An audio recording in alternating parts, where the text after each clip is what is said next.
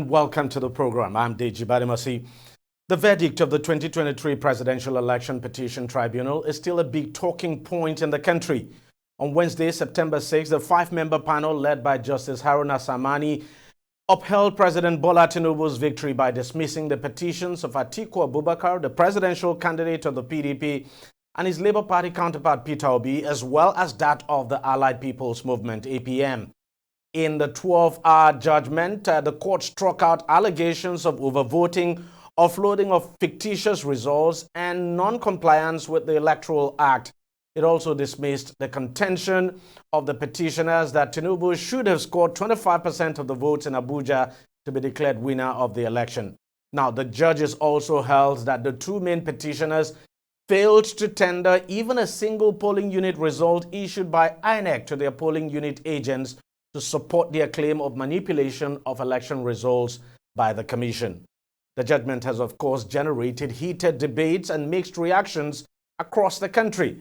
Some have expressed disagreements with the court ruling that INEC did not breach any law for failing to transmit results real-time to its IRA viewing portal.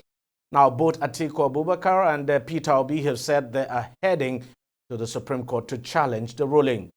Let's continue the discussion on that now. I'm now being joined on the program by Adewale Ajadi, who is a lawyer and a political affairs analyst. He joins us, of course, from Abuja, I suppose. And then I also have in the studio Nelson Ekujimi, who is a political affairs analyst. Gentlemen, thank you very much for coming on the program. Let me start with you, Mr. Ajadi. Give me your take on the outcome of the presidential election petition tribunal, that verdict. What do you make of it? Thank you very much for asking me to respond to this. The reality of the petition itself, it was very light on evidence from the start. However much the grievances, it's a matter of real concern that the choices of areas where the petition was filed suggested a serious weakness. And I'm not surprised that the justices of the appeal court in their eminent judgment highlighted some of these issues. But before we get to that, if you don't mind me quickly adding. Yes, of course. The real reason why we get into the debate and emotional debate about court cases is because we are ignoring the fact that participation in elections is very sparse. The opposition parties have to mobilize people to vote. We had less than 30%, I think, voter participation in the election. That's true. It's a very problematic issue. And increasingly, every time we go to the judiciary to decide a case, we are signaling that the decision of governing our country is not decided in the ballot box, but by courts. And of course, the suspicion that judges are being coerced or guided or bribed and all of that becomes an issue.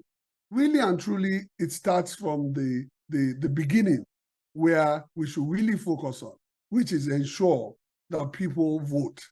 Then it is easier to adduce the evidence. The second thing that's very clear is that if properly organized, the opposition parties will have their own data, independent of INEC data or any other data that is available. And they can make their case based on the evidence of their agents. All of these issues are real challenging issues, but I suppose the Supreme Court will be the final decider. Let me ask you this, because you're a lawyer, so that's the reason why I'm asking you this. For me, one of the most dramatic things that came out of the Presidential Election Petition Tribunal would be that the justices, the judges actually said that the petitioners came without, and you just alluded to that, it came without any evidence at all. Take, for instance, on the issue of polling unit agents, that they did not come with a single polling unit agent. So I'm asking, as a lawyer, could this have been a strategy on the part of the lawyers of the petitioners? Because you begin to wonder, could that just be a question of oversight? And if it's oversight, then how expensive is that? I don't think it's an oversight. You see, a lawyer cannot manufacture a case. It is the case that the client has, that the lawyer will put forward, and they'll put their best foot forward. If you don't collect evidence, the lawyer is not going to go and investigate and collect evidence. And so the lawyer is going to make the case based on what is available to the lawyer. In the same way, the court will decide on what is available to the court. And from the brief of arguments, you can see there are serious gaps in it. So the reality of justice, or the pursuit of justice, is dependent entirely on the quality of evidence that you provide. It will be very difficult if you provide the evidence for your case to be overturned in a different direction, especially if you have a competent advocate. However, people will point their fingers at the fact that some witnesses were not accepted. The number of witnesses we're talking about is insignificant compared to the number of polling booths that are in the country. Mm-hmm.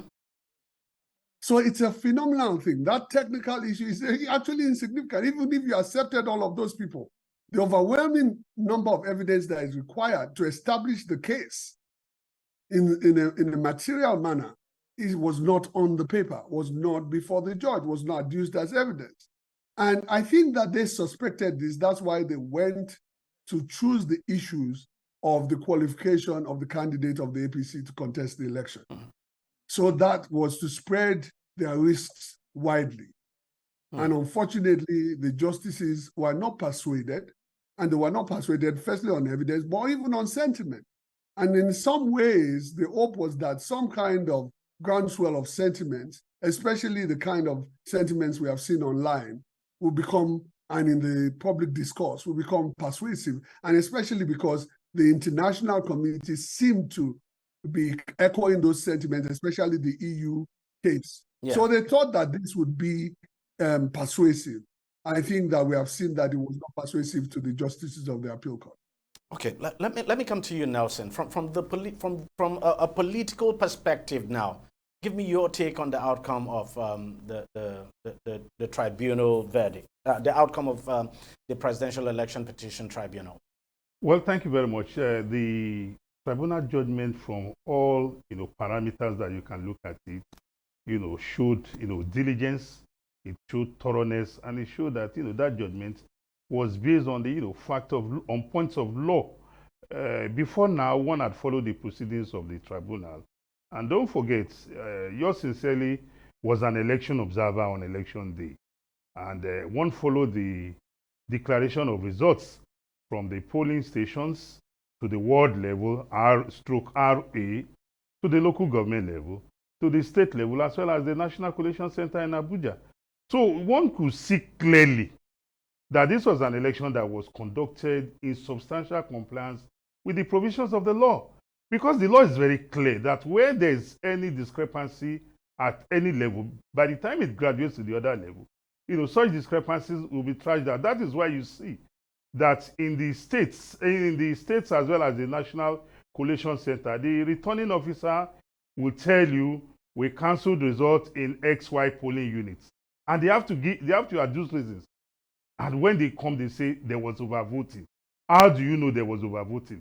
There were 10,000 on the voters register for that polling unit, 500 accredited, but at the end of voting, we recognize that 520, voted. So definitely 20 extra shows that there was malpractices. And because the electoral officer will not be able to determine which is the genuine vote and which one was, involved in malpractice, the law gives him or her the right to cancel the results of that polling station.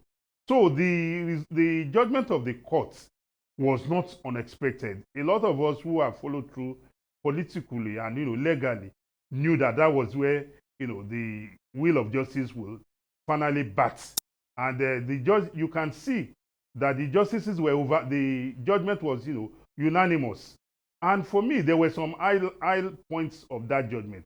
One was that the justices made it very clear that the petitioners claimed that they deployed 133,000 polling agents. And the tribunal said, look, you deploy 133,000 polling agents, which you yourself affirmed that your polling agents themselves told you that the election was fair and fair. And in coming to the tribunal, in which an election was conducted in 176,606 polling station, not one. Because the tribunal made it very clear that not one result or not one Form ECA result sheet from a polling station, nor a polling agent of the party was, tendered as evidence. And the court, in its wisdom said they tried to work from the answer to the question because they knew if they had come with the results of the polling agents or the result from the polling unit, it would have tallied with the result presented by INEC. And that was that was part of the reasons why the tribunal, threw out their case as being vague, nebulous, generic, and lacking in merit. And also for me, another highlight of the judgment was when the justices, highlighted the case of the case of experts that the petitioners brought.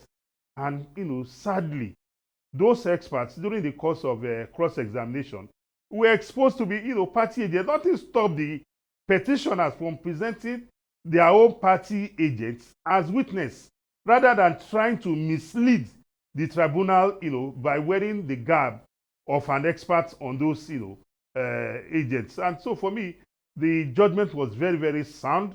The judgment was very logical. The judgment was, based on point of law. And I must, tell you clearly that a lot of us have continued to shower accolades on the justices for doing, for that bold and courageous, judgment that they gave. Mr. Jadi, one of the contentious issues before the tribunal was the issue of the transmission of results to the IRF. And, it's one of the you could say one of the biggest grounds now that the opposition parties now, or the petitioners in this case, actually filed before the tribunal, and everyone was waiting to see how the tribunal was going to rule. And of course, you saw the way the tribunal ruled on that the transmission of result is not a mandatory requirement for INEC. What's your take on the way that the tribunal ruled on that? Because the petitioners had actually built their case around the fact, especially when it comes to the issue of non-compliance now. They had actually built their case around the fact that INEC failed to follow its own guidelines. That is to me, I imagine. And sorry, there's a little bit of glitch sometimes. But yes, I mean, what is extremely clear is that INEC has a discretion under the law as to use the most effective method. And what is also interesting is that if you followed the Electoral Act and the passing of the Electoral Act, this was something that the NGOs were pushing, that should be a law. And I want to say that we averted a crisis. As you are seeing even in this transaction, the problems of connectivity in Nigeria is a real issue. Imagine millions of people trying to connect at the same time, INEC trying to transfer material at the same time. It's inevitable there will be glitches and problems, and they should have the discretion to resolve it. And this was clear on the face of it. But this is also an area which has been put internationally, that this is how the INEC connived with APC to twist the elections. As the colleague on the other side had said, this is inaccurate in fact and inaccurate in law. And I'm glad that we have judges who are willing to stand with integrity on these kinds of issues. All right, let's quickly take a short break now. We'll be right back to continue this discussion. So stay with us, we'll be right back. Opinions are free, facts are sacred, but truth is universal. How, in practical terms, can we, for instance, de-escalate the tension? President must see himself as the president of the Federal Republic. We know where the enemy is. 3 places. The Lake Chad Basin, the border area between Nigeria and Cameroon, and then the Sambisa Forest. On DEJI360, we give you a complete dose of everything. Opinion, facts, and undiluted truth. I hardly believe what politicians say in this part of the world. A new Nigeria is possible, a future is possible. We delve into the issues, dissect it so that you can understand it, use it to take action. I don't think there's any need for any governor to look for grant for ranching. DEJI360, dissecting the issues. All right, welcome back. And if you've just joined us, we're looking at the 2023 post-election legal battle, especially the outcome of the presidential election petition tribunal. That's the verdict of that tribunal now. And we've since been joined by Libros Oshuma, who is a legal practitioner and a political affairs analyst. And don't forget, we still have Nelson Ekujimi, a political affairs analyst in the House, and of course Adewale Ajadi, who is in Abuja. So Libros, let me come to you. Just before you joined us, we're looking at some aspects of the ruling of the tribunal.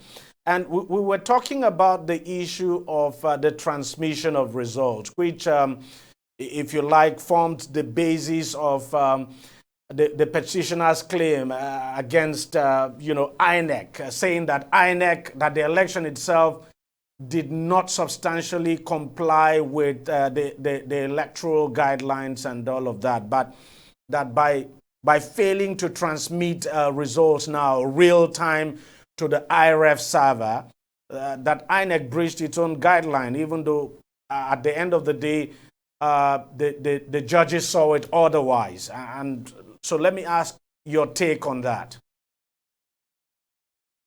DG, the problem with a lot of people that are interpreting this judgment is that they listen to it in absentia. Some of them were sleeping while listening to that judgment.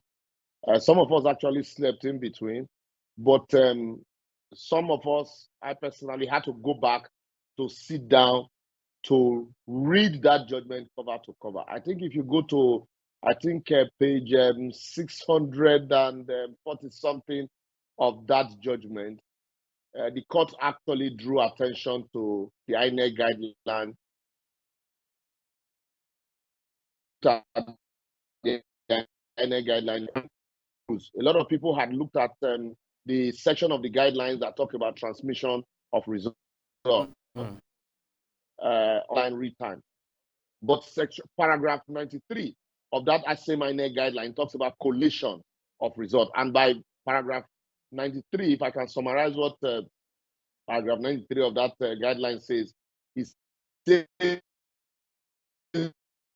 collate results using the hard copy of the result from the lower level. That's from the form EC8.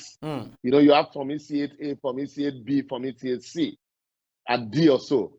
INEC shall collate results using the hard copy of result from the lower level. And that in the absence of a hard copy, INEC shall collate from the IREV. In the absence of IREV and hard copy, in the absence of hard copy and IREV, INEC shall now collate using the result sheet handed over to the police and the polling unit agent in that manner. Okay. So by that same guideline, which the Justice of the Court of Appeal also replicated in their judgment, by that same guideline, INEC already, irrespective of what they were already telling us, INEC already had made it part of their guidelines that they were going to collate results manually using their hard copy from the polling units to the collation centers, to the state collation centers, and to the federal collation center.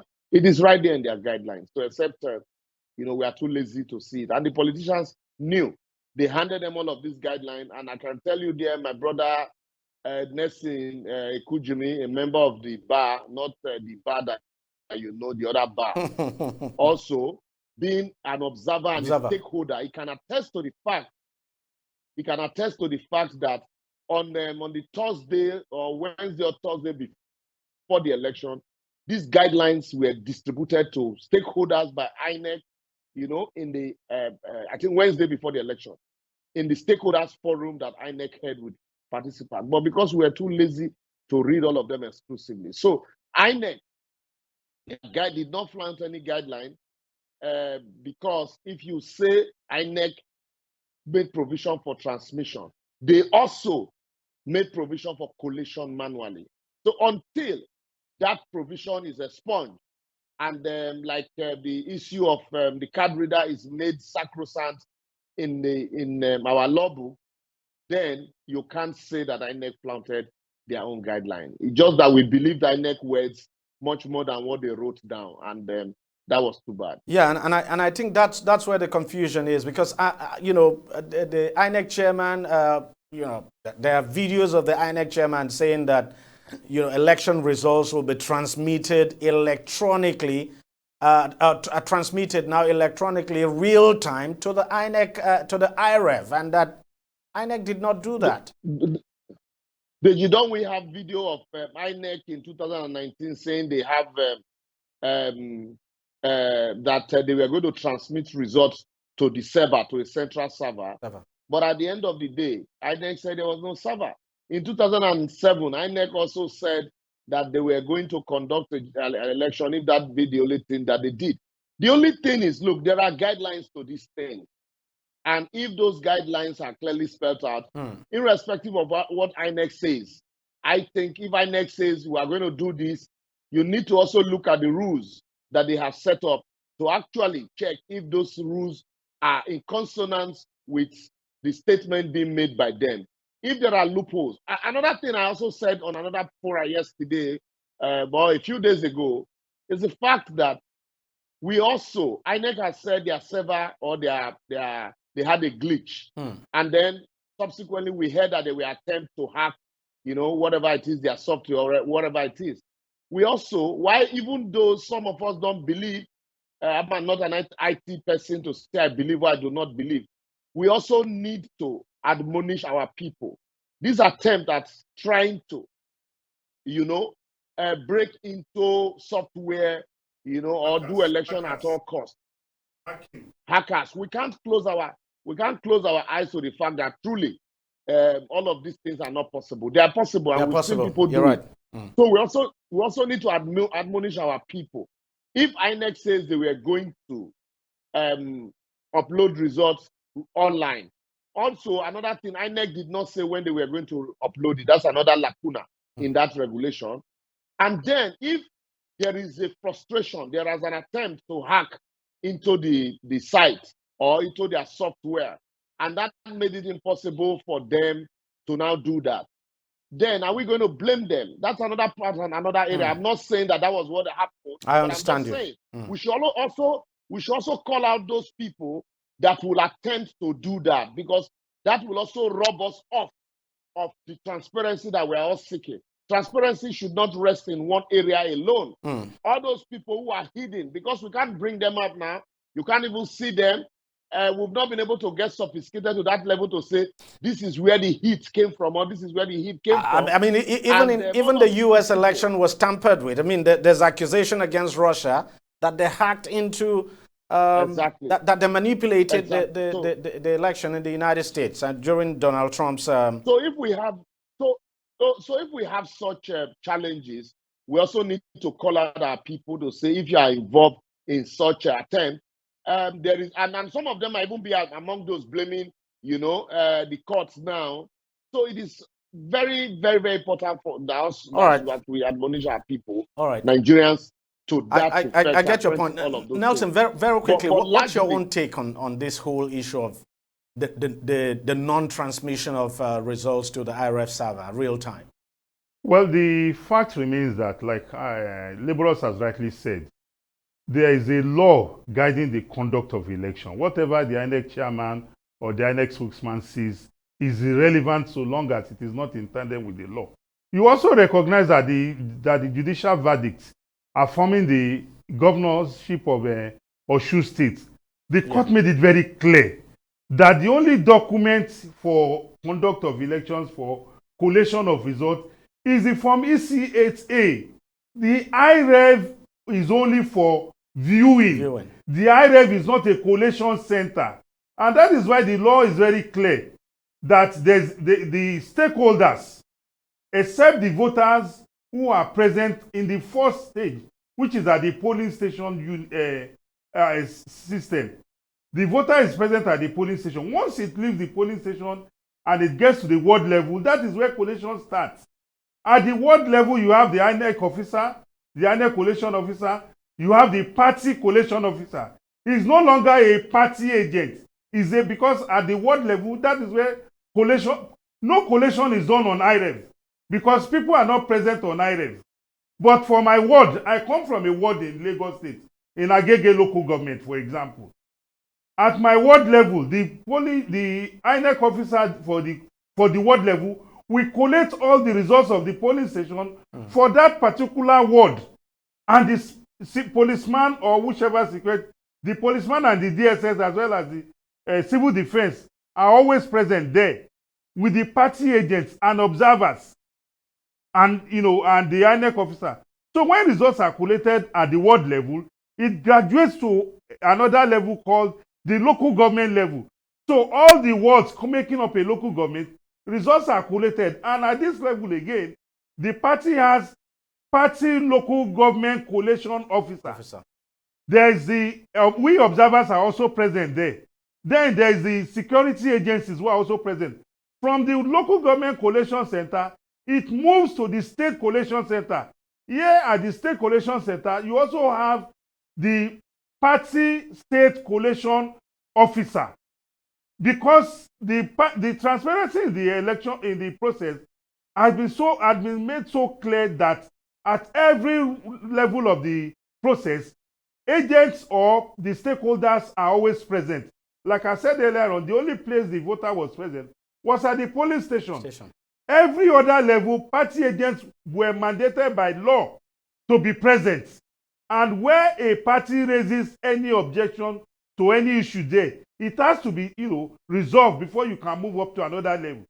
So when people come up and say, oh, they didn't transmit result or not, the law says INEC should collect result. And when collation is being done, it's at these various levels. No collation takes place on the IREV. And that is why the courts, the Presidential Election Petition Tribunal, also made it very clear that the IREV is not a collation center. And that is why we must educate our people that, oh, INEC said they will collect. For example, I told you I was an observer.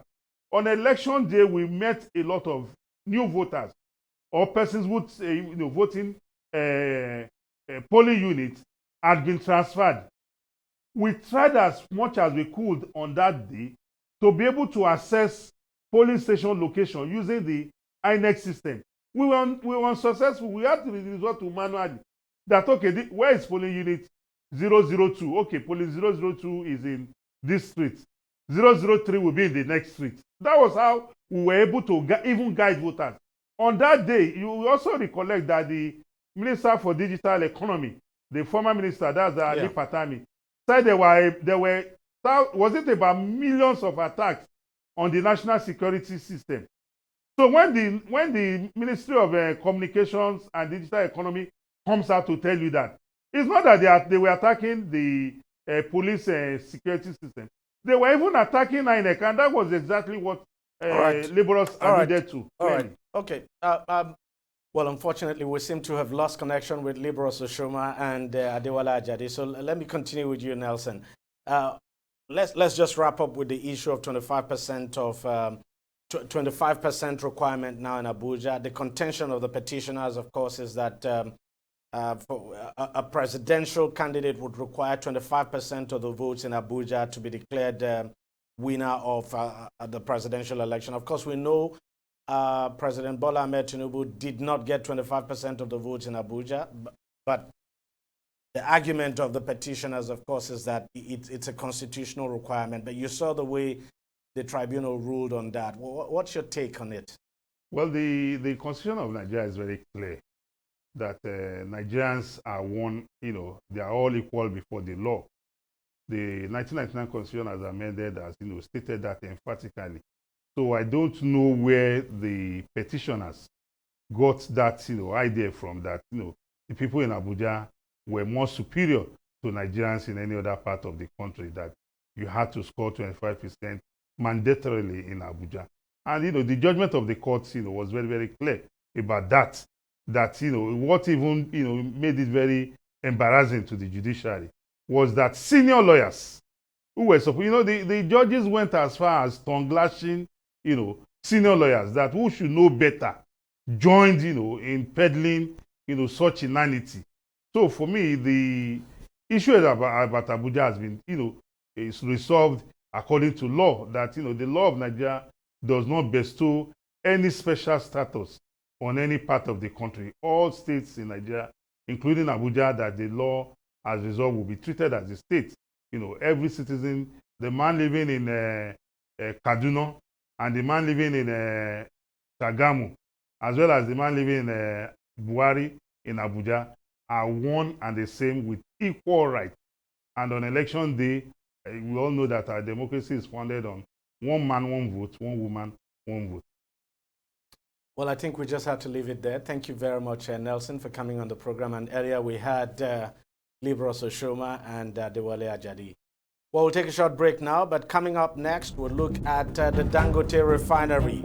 It's still not operational, and Nigeria is battling with the challenge of subsidy removal.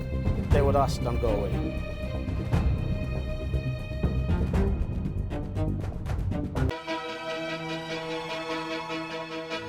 Opinions are free, facts are sacred, but truth is universal. How, in practical terms, can we, for instance, de-escalate the tension? President must see himself as the president of the Federal Republic. We know where the enemy is. 3 places. The Lake Chad Basin, the border area between Nigeria and Cameroon route, and then the Sambisa Forest. On DEJI360, we give you a complete dose of everything. Opinion, facts, and undiluted truth. I hardly believe what politicians say in this part of the world. A new Nigeria is possible, a future is possible. We delve into the issues, dissect it so that you can understand it, and use it to take action. I don't think there's any need for any governor to look for grant for ranching. DEJI360, dissecting the issues.